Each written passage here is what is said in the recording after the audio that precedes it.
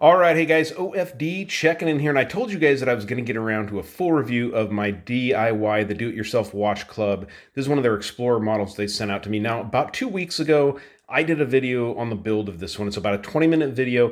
I'll leave a link down there in the description to that video so you can see that. And I didn't film the entire build, but I kind of did segments and kind of talked about how I'd gotten to that point in the build and whatnot, but I didn't really talk a whole lot about the watch itself. So I wanted to kind of go over the specs of the Explorer style watch here from DIY Watch Club. Now, I just want to also point out to you that this is by no means the only style of watch they have available. They have dive watches there. They have dress watches on the site. I'm going to leave a link down below in the description to the DIY Watch Club. I do think I have some link or affiliate information I'll also leave down there in the description. If I have a discount code, I'll help you out with that. But definitely a really, really cool watch. Now, I picked out this one because I wanted to start out with what I thought was something simple. This is an Nh35 Movement. Now, when you get these, you'll see in the installation or the assembly video that I put up, the crystal's already in the watch. The case back is on, but you have to obviously take the case back off to screw it together. But you're putting on the hands, you're putting the dial together on the movement. It's on the watch itself, but really, really cool. Go over and watch that video if you guys are interested. But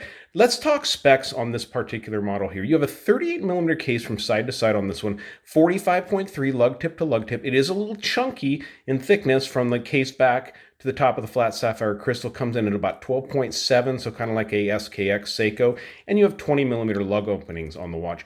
Really, really nice layout. I'm going to bring the dial up here just a little bit closer. Now, if there's any mistakes here in the dial that Aron has done, this is where it's going to really shine and show up. And I will tell you guys that I have taken the dial out of this watch at least 3 times to clean out stuff that I didn't notice that when I was putting the watch together, I had dust in there or maybe a smudge on the inside of the crystal. But I think I've gotten it all cleaned up and everything looks really good. But that's what it really makes you appreciate watchmaking when you put something together like this. So Nh35 Movement in here, hacking, hand windable, 21,600 vibrations per hour, has date functionality over here at the 3 o'clock position. The dial on this watch, and I'll turn to the side here, you can look at those indices, you can see the depth to them. This is actually a sandwich dial on this watch. So when I got it and put it together, you have a base dial, which actually has those loom plots on it. So it's just a silver dial with loom plots, kind of funny. And then you actually set this dial on top of that, and that gives you that sandwich effect. Little feet tie into the actual movement itself, and it really works out good. The hands were definitely the hardest part of the installation, but I do like the style of hands on this, like that broad arrow hour hand there. You have a nice loomed pip on the backside of the counterbalance on the second hand, and nice loom all the way around. I'll show you the loom at the end. This one has really, really impressive loom on it. The case itself is really, really well done. Go ahead and show you guys here a lot of polishing or a lot of brushing here on the sides of the case, and then you have polished chamfer up here along the edge, polished along the top of your lugs here, and then you have a nice polished fixed bezel on the watch.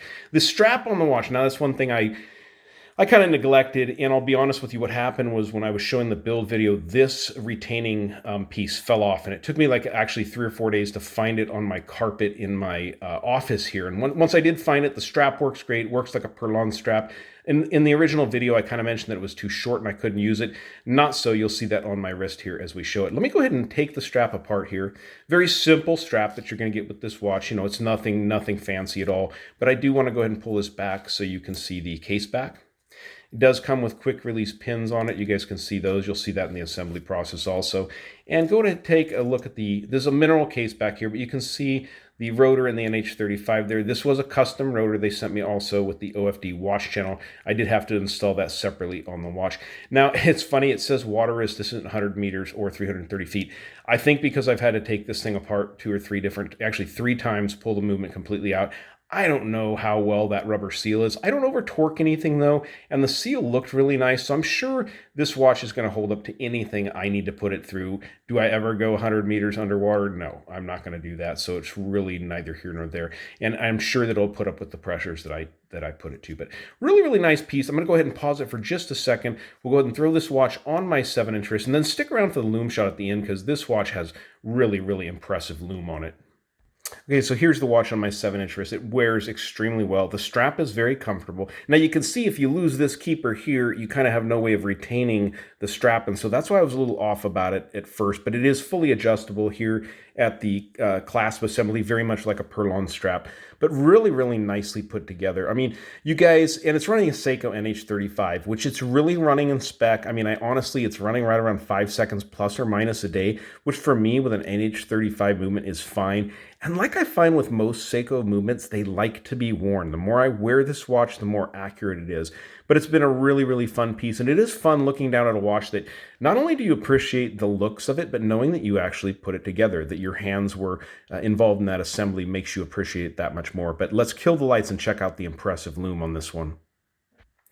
Well, here's just a great indicator. I just dimmed the lights here in the studio, and you guys can see those hands already glowing. We'll go ahead and hit it with the light and see what it looks like. But, you know, from my experience last 2 weeks wearing this thing, I've worn it to bed quite a few times, and the loom is very impressive. So nicely done here. I really like what they have to offer over at the DIY Watch Club. If you guys want to build one of these Explorers, they've got a few different colorways available. If you guys are looking to build a dive watch, you can put together a 200-meter dive watch.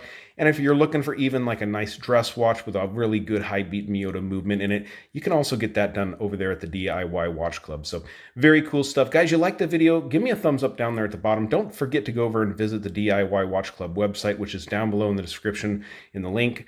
You can check that out. So, all right, guys, have a good one. And if you haven't subscribed to the OFD channel, please do. Please do. Thanks, guys.